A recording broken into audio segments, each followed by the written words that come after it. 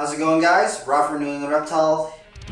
How's it going, guys? Rob from England Reptile here. And what we're going to be doing today is I'm going to be showing. How's it going, guys? Rob from England Reptile here. And what we're going to be doing today is I'm going to be showing you how to properly set up and take care of red-eye crocodile skinks. So, what we're going to be talking about right here is the things that you'll need to care for your crocodile skink. So what we've got right here is a 10-gallon enclosure, which is good for 1 to 2 animals. It's got a sliding locking lid, but you can use lids that are your regular top-down lids for the 10-gallon enclosure. You're probably going to want locks just in case you've got any other animals. Crocodile skinks are not arboreal, so they're not going to be climbing up to the lid, but just to make sure that everything stays safe and secure, usually you want something that locks. If you're in a cooler area of the country, we usually recommend a low wattage basking bulb or a low wattage lamp to go on top of the enclosure. Crocodile skinks are a cooler temperature species, so you don't want it to get too hot inside of the enclosure. Some other things that you're going to need that are going to be essential to taking care of your crocodile skink are a misting bottle for spraying down your enclosure, and then calcium powder to make sure that your insects are properly dusted with calcium so that your lizards are getting all of the right nutrition to make them happy and healthy.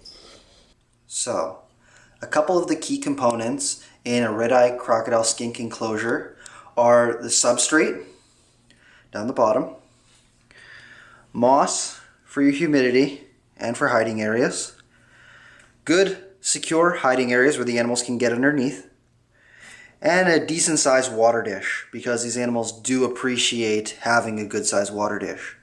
So to start, the substrate that we use is typically either eco earth or potting soil mixed with a little bit of vermiculite.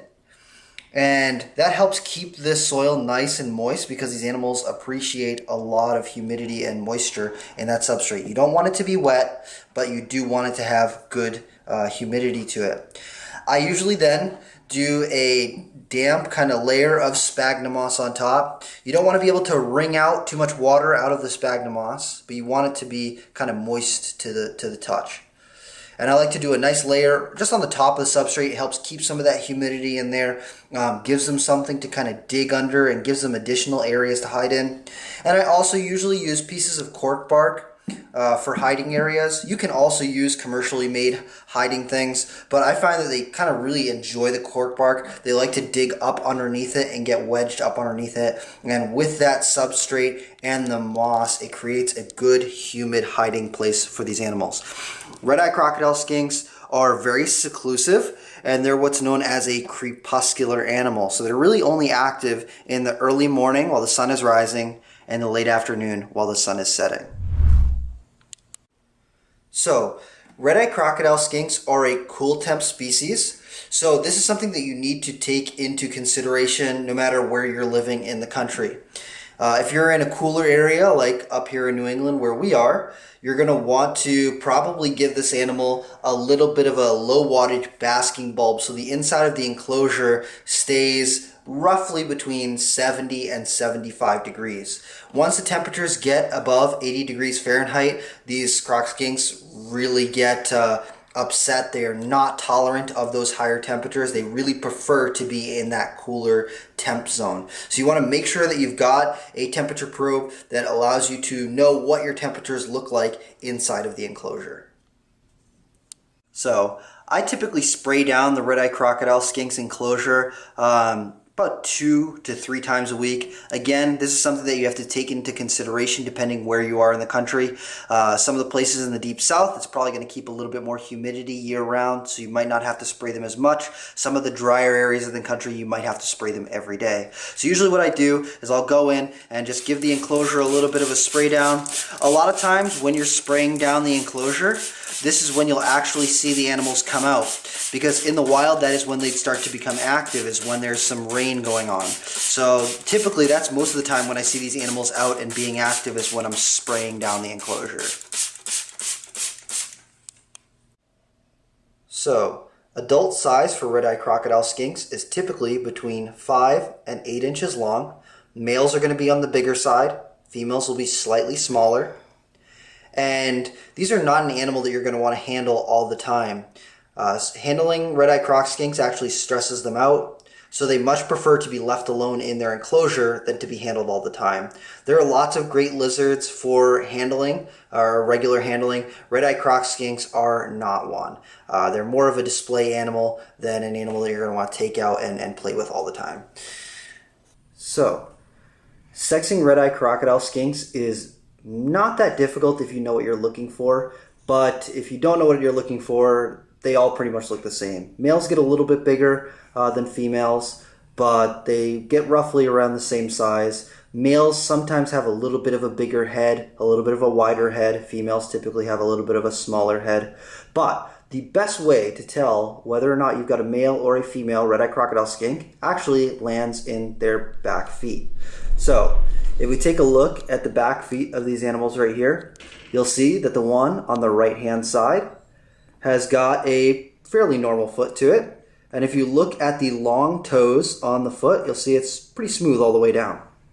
But if you look at the animal in my left hand, you'll see that on the long toes, there are additional larger white scales that travel down the toe from the base of the foot, like where the toe meets the foot, just about halfway down and sometimes even a little bit further down. So the one on the left is the male, the one on the right is the female. So those males will get that as they start to reach sexual maturity. You'll start to see those pads coming up on the toes, and then the females will be smooth throughout the whole foot.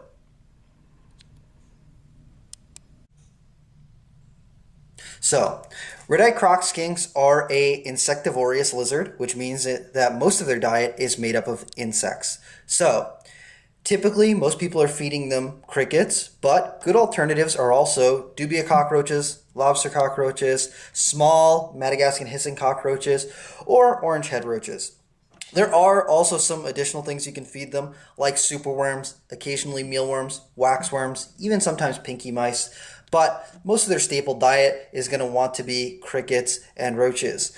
And so when you offer these animals food, you're going to want to be gut loading your crickets. So when you bring your crickets home, feed them some nice nutritious food so that whatever goes into your crickets is going into your lizard. So you're going to make sure that your crickets are getting some nice, good nutrition into them. And that way your lizards will be getting that nutrition as well.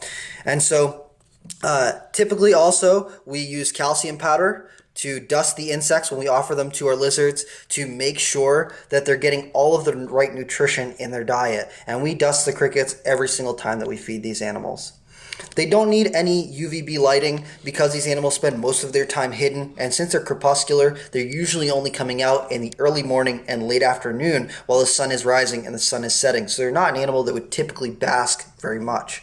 So your standard lighting, if you want to use a heat pad if you're in someplace really cold, that can be beneficial, but honestly, these guys really prefer the cooler temps. So red-eyed crocodile skinks are a really interesting species of lizard, and not as many people are keeping them, so there's still a lot that we're learning about these animals and how to keep them happy and healthy, but here are some great basics to make sure that your red-eyed crocodile skink is a nice, happy pet.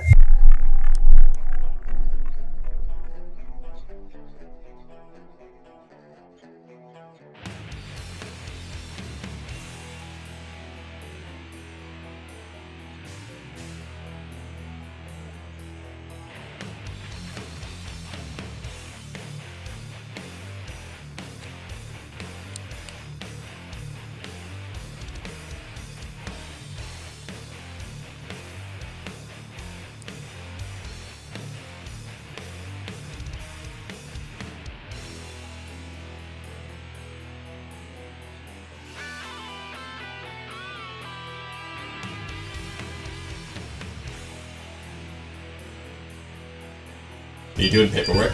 Yes. What kind of paperwork are you doing? Sales, darling, would you like to see?